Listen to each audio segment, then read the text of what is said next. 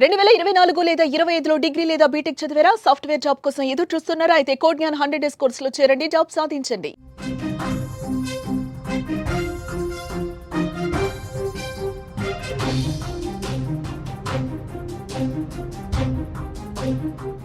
హైదరాబాద్లోని జీడిమెట్లలో జరిగిన అంజలి హత్య కేసులో బయటకు వస్తున్న ఒక్కొక్క నిజం ప్రతి ఒక్కరిని ఆలోచనలో పడేస్తోంది.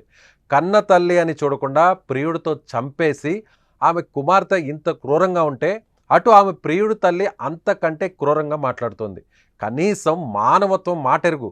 కొడుకులు అన్యాయంగా ఓ తల్లిని చంపేశారనే పశ్చాత్తాపం ఎక్కడా ఆమెలో కనిపించడం లేదు.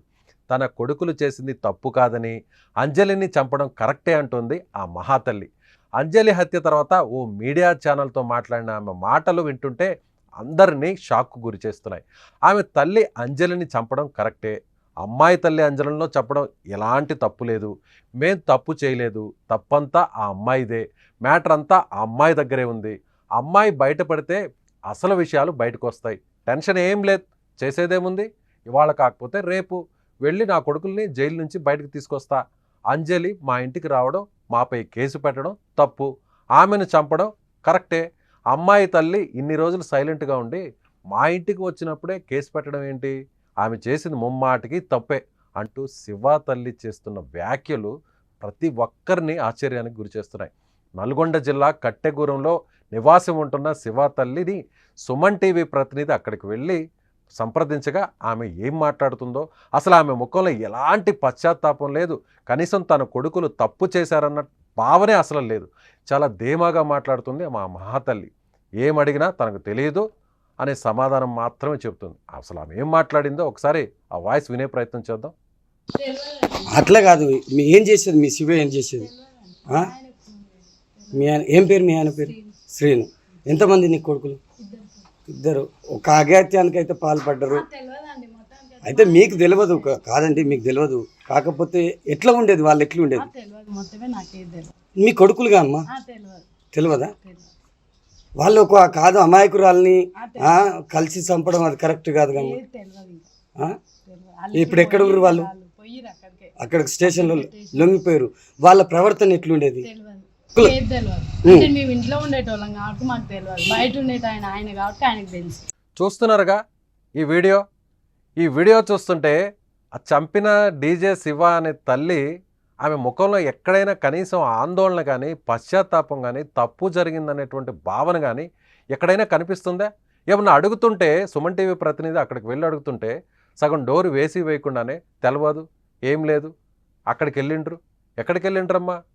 మీ బిడ్డలు ఏమన్నా ఘనకార్యం చేసి ఏమన్నా ఎక్కడికన్నా గుడికి వెళ్ళారా, గోపురాలకు వెళ్ళారా? జైలుకి వెళ్ళారు తల్లి. నీకు కనీసం ఆ విషయం తెలీదా? ఇద్దరు పిల్లలు అన్యాయంగా ఒక అమ్మను చంపేస్తే, ప్రియురాలు చంపమని చెప్పంగానే నేరుగా వెళ్ళి చంపేస్తే, అది కూడా క్రూరంగా చంపేస్తే నీ ఇద్దరు బిడ్డలు, నువ్వు చెప్పే సమాధానం ఏంటి తల్లి? ఏం చెప్పాలనుకుంటున్నావు? ఇలా నువ్వు కొడుకుల్ని పెంచేసి నువ్వు రోడ్ల మీదకి వదిలేస్తే వాళ్ళు తల్లులను చంపుతూ ఉంటే నీ బిడ్డలతో పాటు పుట్టి పెరుగుతున్నటువంటి వాళ్ళందరికీ ఏం చెప్తున్నట్టు నువ్వు సమాధానం? ఒక తల్లిగా నువ్వు చెప్పేటువంటి సమాధానం ఏంటి? తల్లులంటే ఈ సమాజంలో కనిపించే దేవతలుగా చూస్తారమ్మా. కనీసం నీ ఇద్దరు బిడ్డలు తప్పు చేశారే, తప్పు అయిపోయిందండి, నాకు తెలియదండి, ఆ దుర్మార్గులు ఎందుకు ఇలా చేశారో, తెలిసి తెలియకుండా చేశారేమో, ఆవేశంలో చేశారేమో, ఇంకా నాకు పూర్తి డీటెయిల్స్ తెలియదండి, అలా మాట్లాడతారు. కానీ ఎవరైనా ఎంత ఘోరం చేసిన తల్లైనా, రాక్షసుల్లాగా బిహేవ్ చేసిన తల్లైనా, కనీసం ఉగ్రవాదుల తల్లైనా ఎంతో కొంత పశ్చాత్తాపం ఉంటుంది. కానీ డీజే శివ జీడిమెట్లో దారుణంగా చంపేసినటువంటి ఫోక్ సింగర్ అంజలిని చంపిన హత్య కేసులో ప్రధాన ముద్దాయిగా ఉన్నటువంటి డీజే శివ వాళ్ళ తల్లి మాట్లాడుతున్నటువంటి తీరు చూస్తే అందరూ షాక్ అవుతున్నారు. అంతకుముందు ఒక మీడియా ఛానల్తో మాట్లాడింది ఈ మహాతల్లి. ఏమని మాట్లాడిందంటే, తప్పేముంది, అంజలిని చంపడంలో తప్పే లేదు, అంజలిని చంపడం, తమ బిడ్డలు చంపడం కరెక్టే, నా బిడ్డని జైలుకు పంపాలని చూస్తారా? అంతకుముందు తెలీదా? అంజలి కుమార్తె నా బిడ్డతో తిరుగుతున్న విషయం ఆమెకు తెలీదా? నా ఇంటికి రాగానే కేసు పెడతారా? కేసు పెట్టి నా బిడ్డని జైలుకు పంపించాలనుకుంటారా? ఏం కాదు, జైలుకి వెళ్తే ఏమవుతుంది, వెళ్ళి మళ్ళీ నా కొడుకులు నేను తీసుకొస్తా బయటికి. ఏంటి సమాధానం? ఈ ఇంటర్వ్యూలో నువ్వు మాట్లాడుతున్నటువంటి తీరేంటి తల్లి? పోనీ ఈ వీడియోలో అయినా చూద్దాం, మరొకసారి ఆ వీడియోని ప్లే చేసి చూద్దాం. ఆమెలో ఎక్కడా పశ్చాత్తాపం కానీ, ఆందోళన కానీ, భయం కానీ తప్పు జరిగిందన్నటువంటి భావన కానీ ఏ మాత్రం లేకుండా ఏదో చాలా క్యాజువల్గా మాట్లాడుతుంది. బయటికి వెళ్ళిండ్రు అంటే ఎక్కడికో సినిమాకో షికారుకో బంధువుల ఇంటికో పోయినట్టుగా చెప్తుంది ఆమె. ఒకసారి ఆ బయటను కూడా ప్లే చేయండి. అట్లా కాదు, మీ ఏం చేసేది, మీ శివ ఏం చేసేది? ఆ? మీ ఆయన ఏం పేరు? మీ ఆయన పేరు శ్రీను. ఎంతమంది నీకు కొడుకులు? ఇద్దరు. ఒక అఘాత్యానికి అయితే పాల్పడ్డారు. అయితే మీకు తెలియదు కాదండి, మీకు తెలియదు. కాకపోతే ఎట్లా ఉండేది, వాళ్ళు ఎట్లా ఉండేది? తెలియదు, మొత్తమే నాకే మీ కొడుకులుగా అమ్మా? తెలియదా? వాళ్ళు ఒక కాదు అమాయకురాల్ని కలిసి చంపడం అది కరెక్ట్ కాదు కమ్మా. తెలియదు ఇంకా. ఇప్పుడు ఎక్కడ ఊరు వాళ్ళు? పోయిరు అక్కడికే, అక్కడికి స్టేషన్లో లొంగిపోయారు. వాళ్ళ ప్రవర్తన ఎట్లుండేది? తెలియదు. మేము ఇంట్లో ఉండేటోళ్ళం కాబట్టి మాకు తెలియదు, బయట ఉండేట ఆయన. ఏం అడుగుతున్నా ఈ మహాతల్లి ఏం చెప్తుందంటే తెలియదు. చిన్నప్పటి నుంచి ఎలా ఉన్నారమ్మంటే తెలియదు. ఇలా చేయడం కరెక్టేనమ్మంటే తెలియదు. అంతకుముందు ఇచ్చినటువంటి ఇంటర్వ్యూలో తప్పేం లేదు, అంజలిని చంపుట్లో తప్పేం లేదు, నా కొడుకులు చేసింది కరెక్టే. ఏమవుతుంది, జైలుకి వెళ్తే మళ్ళీ తీసుకొస్తా, జైలు నుంచి బయటకు తీసుకొస్తా అని ఎంత ధైర్యంగా మాట్లాడుతుందంటే ఈ మహాతల్లి. నిజంగా 2 తెలుగు రాష్ట్రాల్లో ఈ ఇన్సిడెంట్ ప్రతి తల్లిదండ్రుల్ని కూడా ఒక్కసారిగా ఆలోచనకు గురి చేసేటువంటి ఇన్సిడెంట్ ఇది.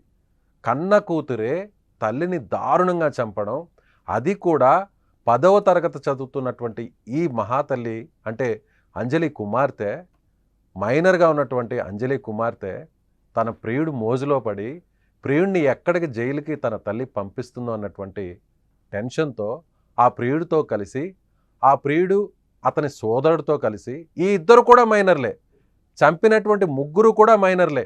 అలా దాన్ని ప్రేమ అంటారా? తెలిసి తెలియని వయసులో మీరు చేస్తున్నటువంటి దాన్ని, ఆ పదాలను ఏమంటారో తెలియదు.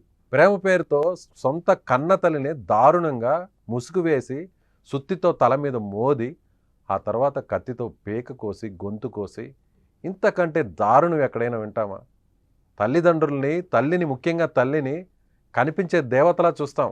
సరే, మొదటి భర్త, రెండవ భర్త, మొదటి భర్తకు పుట్టిందే ఇప్పుడు ఎవరైతే హత్య చేసినటువంటి ఈ 10వ తరగతి అమ్మాయి. రెండవ భర్తతో పెళ్లి చేసుకుంది, రెండవ భర్తకు ఇంకొక పాప పుట్టింది. సరే, ఆయన కూడా చనిపోయాడు. తల్లి నిన్ను సక్రమంగా చూసుకోవడం లేదన్నటువంటి ఆలోచనతో, చెల్లితోనే బాగా చూసుకుంటుంది, నన్ను సరిగా పట్టించుకోవట్లేదని చిన్నప్పటి నుంచి ఆ అమ్మాయి ఆలోచిస్తూ నానమ్మ దగ్గర కొన్ని రోజులు పెరిగింది. ఆ తర్వాత కేసు పెట్టాక కోర్టుకు వెళ్ళాక ప్రభుత్వమే ఒక సురక్షిత కేంద్రంలో అమ్మాయిని కొన్ని రోజులు చదివించింది. మళ్ళీ కన్నతల్లి కదా, ఎంతైనా కూతురు కదా, తీసుకొచ్చి ఇంటికొచ్చి మళ్ళీ పెంచుకుంది. ఇంతలోనే తెలిసి తెలియని వయసులో, నువ్వేం చేస్తున్నావు కూడా నీకు తెలియని వయసులో ఇన్స్టాలో పడి, సోషల్ మీడియాలో ఇన్స్టా పిచ్చిలో వేరే అబ్బాయితో కనెక్ట్ అయ్యి, దానికి ప్రేమ అని ఒక పేరు పెట్టి, ఆ డీజే అనే శివాతో పరిచయం పెంచుకొని అతనితో నువ్వు గాలి తిరుగుళ్ళు తిరుగుతుంటే, తల్లి నువ్వు తప్పమ్మా ఇది చేయడం, తెలిసి తెలియని వయసులో ప్రేమించడం తప్పు, మన కుటుంబం ఇప్పటికీ ఇలా ఇబ్బంది పాలవుతుంది, మీ తండ్రి చనిపోయాడు, ఇంకొక పెళ్లి చేసుకుంటే ఆయన కూడా చనిపోయాడు, నీకు ఒక చెల్లుంది, మీ ఇద్దరిని నేను పెంచి పోషించాలి, నేను ఇలా కళాకారునిగా మారి, ఫోక్ సింగర్గా మారి జీవనోపాధితో నేను ముందుకు వెళ్తున్నాను, మిమ్మల్ని సాగుతున్నాను, మిమ్మల్ని పెళ్లి చేయాలి, ప్రయోజకులను చేయాలని ఆ తల్లి ఓదారుస్తుంటే అదేమీ వినిపించుకోకుండా ఈ అమ్మాయి ప్రేమ మోజులో ప్రియుడితో కలిసి ప్రియుడిని ఎక్కడ జైలుకు పంపిస్తుందని ఏకంగా తల్లినే చంపేసింది ఆ మహాతల్లి. అదొక ఎత్తు అయితే, ఇందుకు కీలకమైనటువంటి కారకుడైనటువంటి డీజే శివ, ఆ ప్రియుడనే చెప్పేటువంటి డీజే శివ వాళ్ళ తమ్ముడు ఇద్దరు పోలీస్ స్టేషన్లో లొంగిపోవడం, ఆ తర్వాత జైలుకి వెళ్ళడం, బాలల సంరక్షణ కేంద్రంలో ప్రస్తుతం జైల్లోనే ఎక్కడో ఉంచుతారు మైనర్లు కాబట్టి. ఆ తల్లి దగ్గరికి వెళితే మీడియా వాళ్ళు, ఒక మీడియా ఛానల్ని వెళ్ళి అక్కడ ఆమె తల్లిని ఇంటర్వ్యూ తీసుకుంటే, డీజే శివ ఎక్కడైతే స్క్రీన్లో కనిపిస్తున్నారో ఆమె దగ్గర ఇంటర్వ్యూ తీసుకుంటే, ఒక మీడియా ఛానల్తో ఆ మాట్లాడే తప్పేముంది, చంపడం కరెక్టే. ఎలా మాట్లాడతావమ్మా నువ్వు, ఎలా మాట్లాడతావు, ఏం చెబుతున్నావు నువ్వు, ఈ సమాజానికి ఏం చెప్తున్నావు, పిల్లలకి ఏం చెప్తున్నావు, నీ కొడుకులు వయసున్నటువంటి వాళ్ళందరికీ ఏం చెప్తున్నావు? ఒక మనిషిని చంపేయడం అంత ఈజీయా? చంపడం అంత ఈజీయా? మీరు మాట్లాడుతున్నటువంటి తీరు చూస్తుంటే మీరే ప్రోత్సహిస్తున్నట్టున్నారమ్మా మీ బిడ్డల్ని. ఏమైనా చేయండి, తప్పులేదు, తిరగండి, మీరు మైనర్లైనా పర్వాలేదు, నువ్వు 10th క్లాస్ చదివినా ఇంటర్మీడియట్ చదివినా పర్లేదు, నీ ఏజ్కి సంబంధం లేకపోయినా పర్లేదు, గాలి తిరుగుళ్ళు తిరగండి, అమ్మాయిల్ని ప్రేమించండి, వల్లో వేసుకోండి, ఇలా వాళ్ళ తల్లుల్ని చంపండి ఎదురు తిరిగితే. వాళ్ళ బిడ్డల్ని వాళ్ళు సంరక్షించుకోవాలి, కాపాడుకోవాలనుకుంటే మీ మీదకి వస్తారు కాబట్టి, మీ మీద కేసులు పెడతారు కాబట్టి వాళ్ళ అడ్డును తొలగించేసుకోండి అని చెప్తారా మీరు? నిజంగా దారుణం అండి ఈ వార్త. నిజంగా ఒక్కొక్క రోజు ఈ ఇన్సిడెంట్లో, ఈ హత్య కేసులో వెలుగు చూస్తున్నటువంటి వాస్తవాలు బయటకు వస్తున్నటువంటి ఒక్కొక్క ఉదంతం చూస్తుంటే మాట్లాడలేకపోతున్నావు. మాట్లాడడానికి ఇబ్బందిగా ఉంది. ఒక తల్లిగా నువ్వేం చెప్తున్నావు?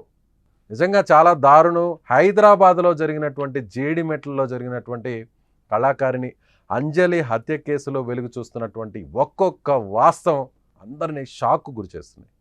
తల్లిని కుమార్తె చంపింది.